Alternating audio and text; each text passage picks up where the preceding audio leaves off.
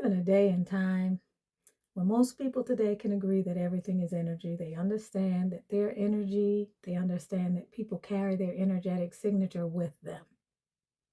Most people, they know the difference between what it feels like to be around a person with good energy or high vibrational energy versus being in a place where there's negative energy or being around somebody who's low vibrational. The interesting irony, though, is that while people understand that, they don't apply it to their relationships. They don't apply it to the relationships that they have with people in terms of their romantic partners. The majority of people fail to understand that the shared field that they create with a partner has an energetic substructure that's combined of both of their energies that either propels the relationship forward with ease or, and if it's propelling it forward with ease, let me step back. It creates an ambient sense of bliss or shared agreement, or it creates a disorganized, incoherent, misaligned field that makes the relationship feel like, even though they're working and they're trying to make things work and they're putting in effort, they feel some sort of resistance, which results in things like constant arguments, friction, feeling exhausted, feeling drained, needing to feel like you have to work in order to manage the relationship. That the relationship can also start to feel like it's a part-time job. For some people, a full-time job. And this is what I'm talking about today, because until people recognize what an aligned relationship is and how it feels so different from a misaligned relationship, they're going to keep choosing misalignment. Okay. It's so important to really try and understand this energetic substructure that belies the relationship or that provides the support or the lack of support for the relationship and the impact that it has on the relationship, no matter how hard you work, okay, or no matter how much you think you love the person or want to actually be with them. No one is going to be able to choose wisely unless you understand alignment and misalignment. So if you want to choose wisely in relationships and you want to understand the importance of the alignment field, then tune into this video, because I'm getting ready to really clue you in on what that is.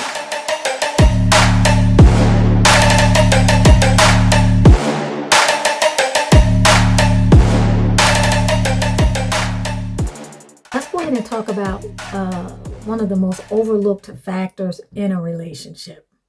Most people think that a relationship succeeds or fails because of things like communication skills, compatibility on paper. You know, somebody checks off all the boxes, or even how much effort they're willing to put in. I really like this person. I'm going to put in a lot of effort. I'm going to make this work. But what is almost never talked about is the energetic foundation that exists underneath the connection. Because it's that's going to determine whether the two people naturally reinforce each other or constantly create friction without even understanding why. They think they're arguing about the kids. They think they're arguing about their schedules. They think they're arguing about somebody's preference for dinner every night. They think they're arguing about feeling exhausted. But it's deeper than that. I want to talk about the physics behind it a little bit first, because from a physics standpoint, every quantum particle, like an electron or a photon, is a wave function, okay, which is a mathematical expression that represents probability or possibilities and phase. When two or more waves are in phase, let's say we got two waves here, they're in phase. You see how they rise, they hit their peak, and then they fall and they hit their trough, as you call it, okay, the trough.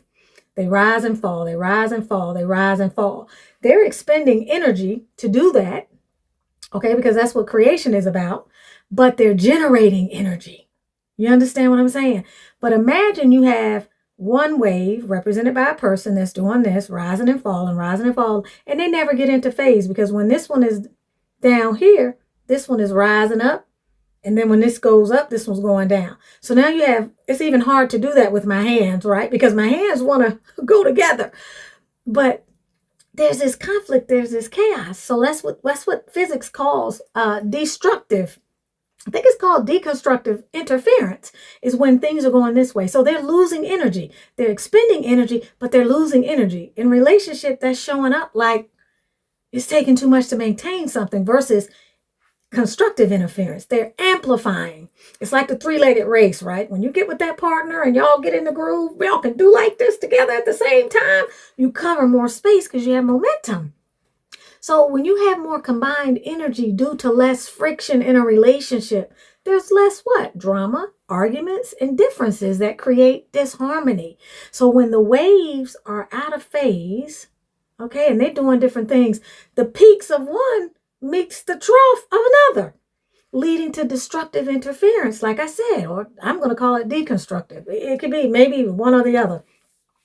But they cancel or they weaken each other out. So in a relationship, this looks like, oh, we have constant challenges. Every time I turn around, there's something. We're never able to get on the same page. I just can't exist as myself. I just can't be myself, each person, and just be at ease. This is problematic, and seriously so. You will always be working against the current in these scenarios, no matter how good your intentions are. Just like that three-legged race, you might want to win. You might want to win like the Dickens, but let's say you got somebody who's 6 foot and the other person is 4 foot. No matter how much they want to win, no matter how much they practice or put the work in, it's going to require one person to have to bend down, or somebody's going to have to reach up. They're going to have to, reconfigure themselves, their life, everything, just to be able to sometimes be in harmony and be in phase, to oscillate in phase. And that's not going to be easy, but they may keep trying and keep trying and keep trying because they want to win the race. In physics, when waves are synchronized, their energy strengthens, and when they're out of sync, their energy interferes, it weakens, and relationships work the same way because there is an underlying field created by two nervous systems. I talk about it in my book, The Alignment Field. And these two emotional patterns, the two nervous systems, and the two ways of moving through life, and it either supports the relational field or it quietly destabilizes the bond. It is just that simple. And most people have no idea what that is. We don't understand the importance of it because we haven't been taught that there's even any invisible field there in the first place. We think, okay, we go to the same church, we got the same college degree, we've had some of the same experiences, we got the same, spiritual practices, whatever. But when that foundation that I'm talking to you about is aligned, the relationship, it feels nurturing and supportive, and it feels steady. And even when it's not, you can spend years trying to fix surface problems without realizing you are working against the current itself when you do not have that field.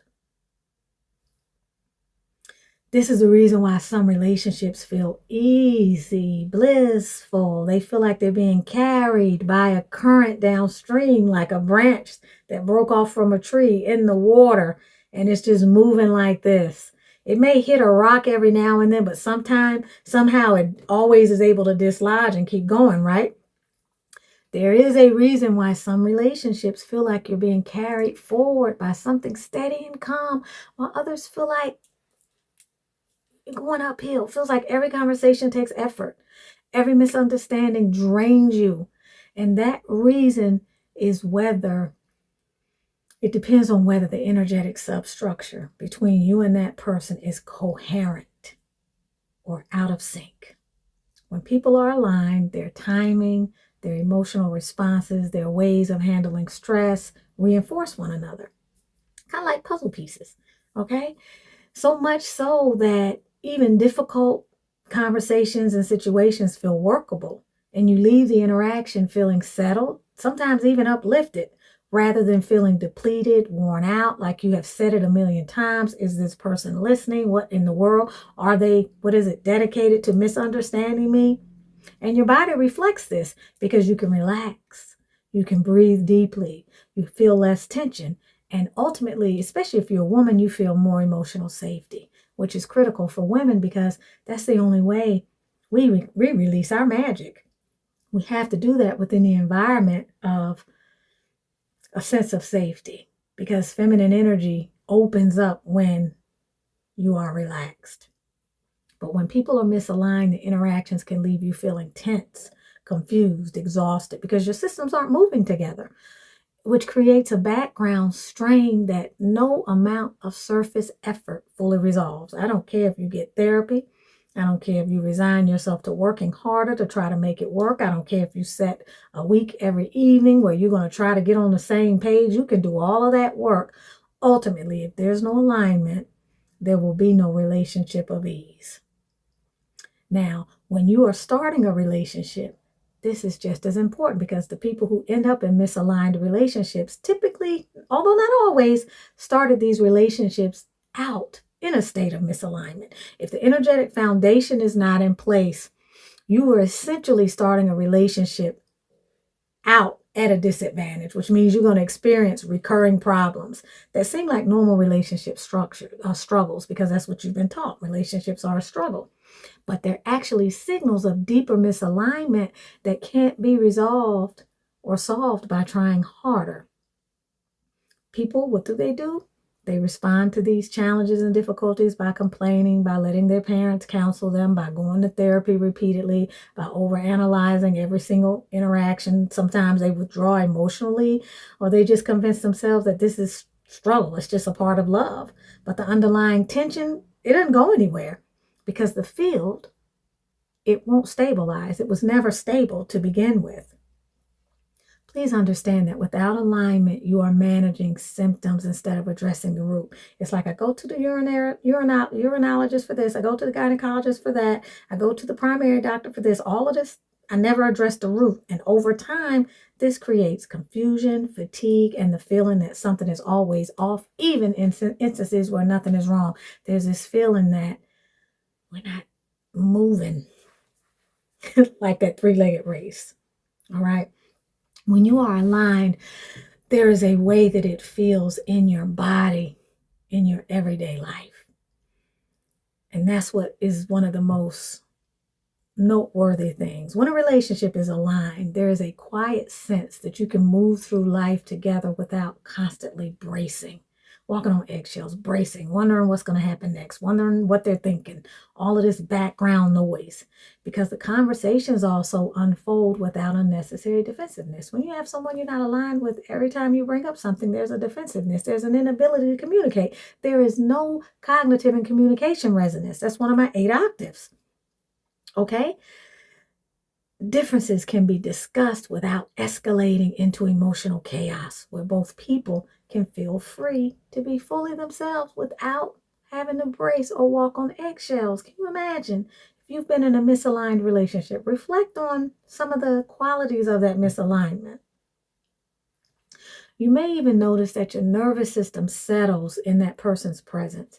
Your body relaxes, and instead of tightening, decisions feel clearer. And the time together leaves you feeling replenished rather than drained, which is what creates the experience of being supported by the relationship rather than burdened by it. Let me say that again. You are supported. You feel supported by the relationship rather than feeling burdened. Even challenges feel a lot more manageable because there's a shared stability underneath them. The field that the two of you create, I'm talking about. Like I said, it's like moving with a current that helps to carry you forward instead of you feeling like you're in resistance at every step. You're with Tunisia Ali, a conscious love and alignment relational architect. I help people understand the foundational requirements that allow love to flow, and I help them to break unhealthy patterns, okay, and clear distortions around love and relationships. Before I close, I want to also talk to you about a couple more things. Let's talk about what the misalignment feels like and why it persists. Because most people, they rarely think that the misalignment they experience in a relationship that they're in is always going to be there. They think they can work it out, or it's going to go away, or there's something that they can do. They think they can fix it. They think that they can therapy it away, or they can love it away. But nothing could be further from the truth. Misalignment will persist. It's not going to ever go anywhere. And when you decide to stay in a misaligned relationship, you're working against truth. You're working against nature, your nature, their nature, the universal. You're working against the universe. Okay. And you will be perpetually exhausted buy it. And eventually you have to give up your own sense of truth, your own sense of self, your own sense of authenticity, and ultimately happiness, just to try to maintain the relationship or try to stay in it for whatever the reasons are that you are justifying needing to be in that relationship. When a relationship is misaligned, it's going to feel like you are, like I said, you're pushing up against a barrier. You're trying to push something uphill instead of maybe pulling it. Okay, you're going against the current that never is going to let up. The conversations are frequently going to leave you and your partner feeling misunderstood. The emotional energy is going to be spent trying to explain yourself repeatedly, and small issues will keep accumulating until it creates a feeling of chronic tension. And so, whereas in a state of alignment, the body is able to relax, the body in this case is going to be in a subtle state of alertness, tight muscles. Maybe you can't sleep well or you feel restless. There's a lingering sense of unease because the inconsistency or the emotional unpredictability of the relationship signals the nervous system to stay guarded. And over time, the staying guardedness, whether you're aware of it or not, creates exhaustion. And maybe you're attributing that to surface level differences instead of a foundation, a structural foundation that is not okay. And these patterns will persist because the underlying field will continue to remain out of sync. And without addressing the foundation, the relationship is going to keep cycling through the same struggles, no matter how much effort you apply. This is the reality of choosing unwisely or choosing from a place of lack of knowledge, choosing based on superficial characteristics and emotional or nervous system activations, which happen when you first meet people, rather than healthy resonance, and choosing also without understanding the underlying energetic substructure that has to be in place in order to experience the bliss that I feel relationships were ultimately designed to provide. We're not supposed to be struggling in the first place, but we were conditioned to think that we are. This is why I talk so much about the alignment field and why I wrote the book on it. Because without it, people will continue to keep thinking that things like communication skills, a desire to work a relationship out, even distortions about how much you love a person and how much you effort is going to save you or save the relationship. And it just simply won't. It's only going to delay the inevitable. And so you have to ask yourself at the end of the day, and at the end of all of the pain and all of the investment and everything else, the lost time, you have to ask yourself, is it worth it? And I think you're probably going to reach the same conclusion as I did. It's not. Once you understand what I am teaching and what I have written about, it's a game changer. Once you understand that there is an energetic foundation beneath every relationship, guess what? You start choosing differently. Because you no longer are evaluating people only by surface traits like appearance, background, or shared interests. Some of the stuff I talked about before. You start evaluating them by how your system actually functions with theirs in real life. You start noticing whether the interactions leave you feeling grounded or whether you feel unsettled. Whether when you talk to them and y'all communicate, if you end up feeling clarity, or if you feel more confused than when you started out, whether or not when you're with them, whether you feel expanded, okay?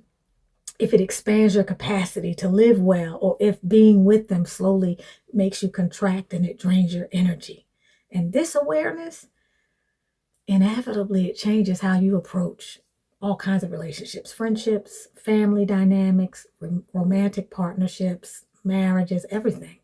Alignment allows you to show up consistently as your best self because unnecessary friction is not constantly pulling at your attention. And this is why understanding the field beneath the relationship is not abstract theory, but it's a very practical foundation for helping you to build a connection that is stable, that is supportive, that is nurturing, that is mutually flourishing, that is expansive, that is sustainable, and that is evolutionary. You can get the alignment field, the invisible soil beneath the seed of effortless love. You can get it on my website. You can also get it on Amazon. You can also, if you want to engage with me, check out my services. Everything is in the description. I will talk with you again soon. Keep coming back. Stay luminous, stay enlightened, and stay deserving, as you naturally are, of the best relationships that are available.